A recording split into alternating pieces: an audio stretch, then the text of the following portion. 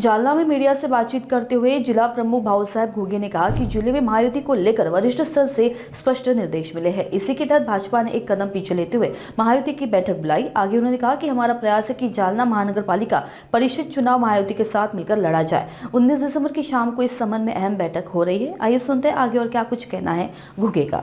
आमचे नेते सन्माननीय अर्जुनराव खोतकर साहेब यांनी आम्हाला कळवलं की महायुतीची वरती नागपूरला बैठक झाली।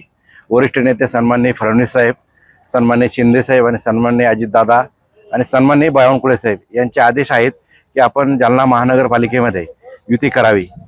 त्या अनुषंगाने आदरणीय खोतकर साहेबांनी आम्ही 2 महिन्यापूर्वीच युतीसाठी पहिलं पाऊल पुढे टाकलं होतं। भारतीय जनता पार्टीकडून आम्हाला काल निरोप आला की युतीची पहिली बैठक आहे, आपण यावं म्हणून। त्या हिशोबाने आमची पुढची तयारी चालू आहे।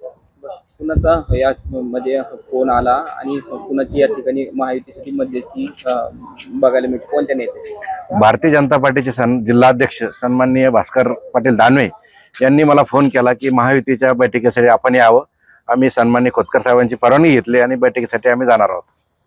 यामध्ये बावनकुळे साहेबांचा सुद्धा फोन आल्याची माहिती समोर आहे ना। बावनकुळे साहेबांचा सन्माननीय अर्जुनराव खोतकर साहेबांना फोन आला आणि वरिष्ठ स्तरावर त्यांची बोलणी चालू आहे।